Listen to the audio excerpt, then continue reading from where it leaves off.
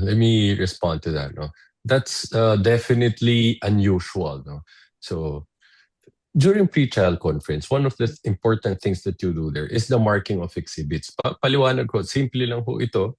Kung ito ho ang isa sa mga ebidensya na nasa pre-trial brief nyo, ito ay minamarkahan lang. No? Ito ay naririnig natin pangkaraniwan sa mga trial ho na Exhibit A, Exhibit B. No?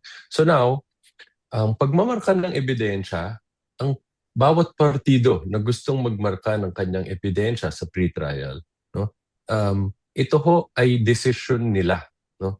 At hindi ho kailangan ipaliwanag kung bakit mo gustong markahan itong dokumento na to, no? O itong object na ito as your evidence, no? And they do not have the right to object to it.